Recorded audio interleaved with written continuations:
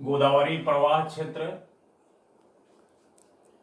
यह प्रवाह क्षेत्र त्रयंबक नामक ऊंचे स्थान से 1067 मीटर ऊंचाई से निकलकर छत्तीसगढ़ की दक्षिण सीमा का निर्माण करते हुए बहती है। छत्तीसगढ़ के कांकेर, बस्तर, दंतेवाड़ा में इसका अपवाह का विस्तार है। यह बस्तर में 4240 वर्ग किलोमीटर, राजनांदगांव में 2558 किलोमीटर तक फैलाव है, इसका अपवाह है। इसके बाद हम देखेंगे गोदावरी प्रवाह क्षेत्र के अंतर्गत बहने वाली नदियां। इसमें सबसे पहला हमारा इंद्रावती। उड़ीसा धर्मगढ़ तहसील जिला कालाहांडी में स्थित मुंगेर पहाड़ी से इंद्रावती का उद्गम होता है। यह पूर्व से पश्चिम की ओर बहती हुई जगदलपुर से 38.4 किलोमीटर दूरी पर चित्रकूट का जलप्रपात बनाती है।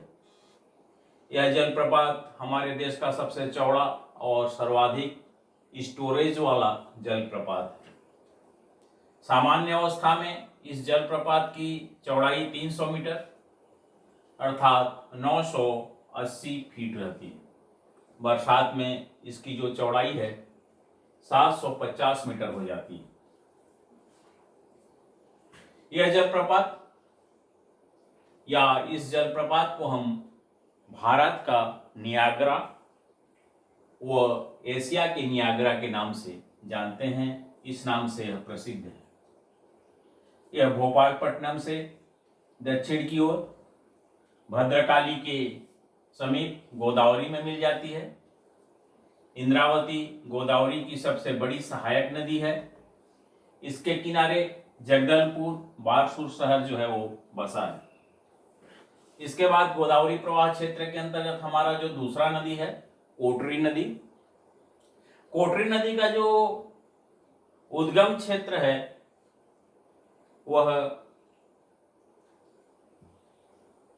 दुर्ग जनपद क्षेत्र में है और इंद्रावती की यह प्रमुख सहायक नदी।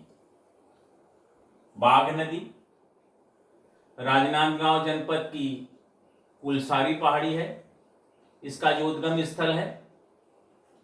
सबरी नदी दंतेवाड़ा के समीप बैलाडीला पर्वत से इसका उद्गम होता है।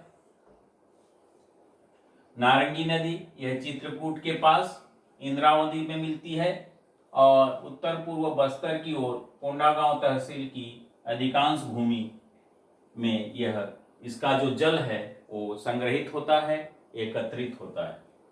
डंकनी नदी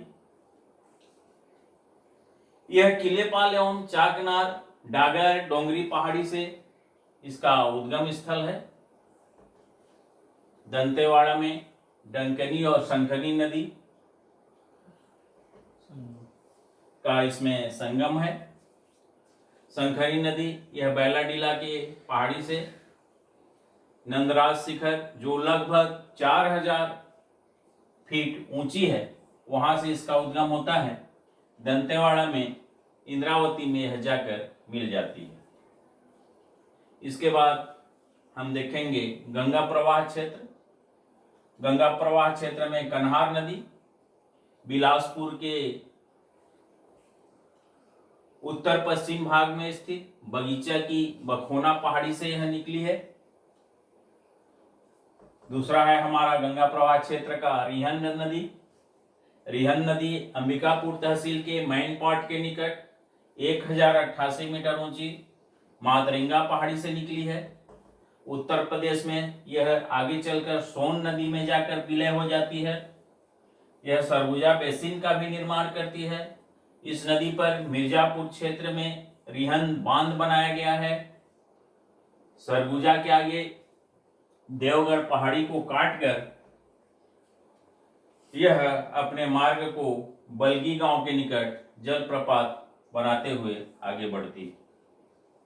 इसके बाद हम देखेंगे नर्मदा प्रवाह क्षेत्र।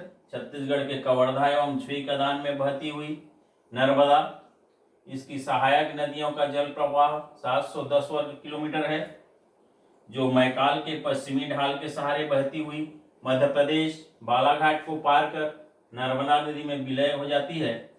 यहाँ अधिकांश नदियाँ ग्रीष्म काल में सूख जाती हैं, क्योंकि वह उथली और ढाल वाली होती हैं।